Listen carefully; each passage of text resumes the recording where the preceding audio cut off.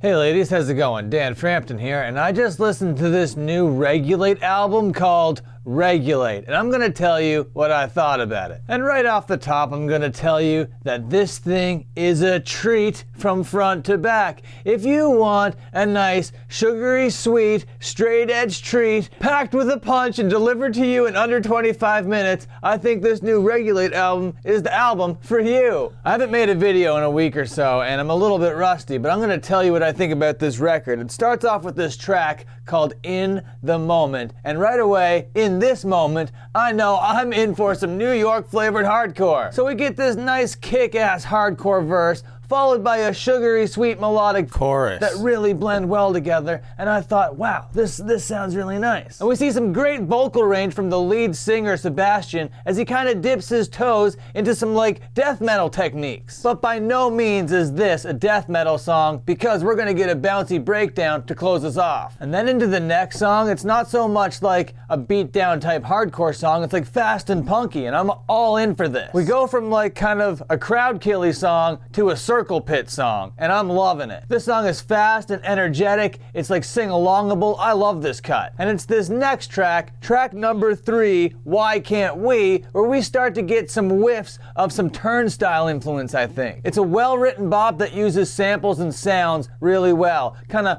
branching outside just the traditional New York hardcore flavor. But if you want to talk about branching away from the New York hardcore flavor that they presented so far, then the next track, Hair, is going to deliver that in spades. So after 3 songs, I'm like, okay, I'm listening to a hardcore record, and then all of a sudden, it's poppy and melodic? What the hell? Clean vocals? What the fuck am I listening to? It's clear that these guys are thinking big. And then we get this like guitar solo, but it's these palm muted build pre-choruses that kill me every time. Like they're packing so much stuff into this song. Gang vocals, harmonies. The instrumental bridge is amazing and the drumming is very tight, really like bringing everything together. And then we get this fade out outro with this like noise and feedback happening as ambiance.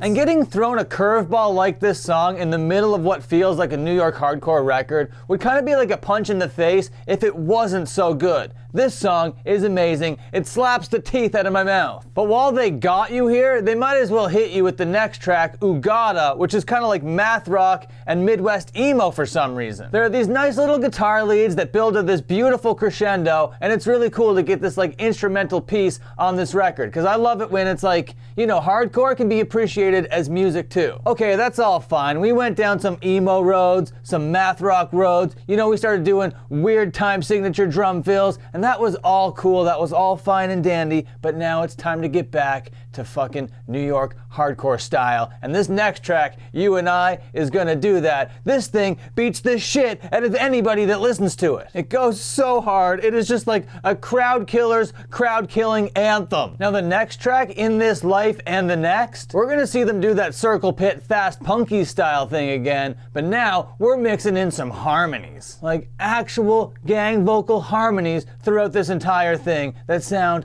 unbelievable. So we're 7 tracks into this record right now, and it's easy to understand that this band likes to experiment a little bit and write different kinds of songs. And in order to do that and do it well really is an art and a skill, especially when it comes to sequencing them on a record. And I gotta tell you, up until this point, I think it's all done extremely well. But this record is gonna end like it started. It's bookended with 3 New York hardcore flavored New York hardcore songs. First up is a track called Work that I can only describe as a political beat 'em up. And then track number 9, New York Hates You. This is the most traditionally New York hardcore song on this entire record, and I love it, coming in at under 2 minutes. And then to close us off, we get a song called C.O.P.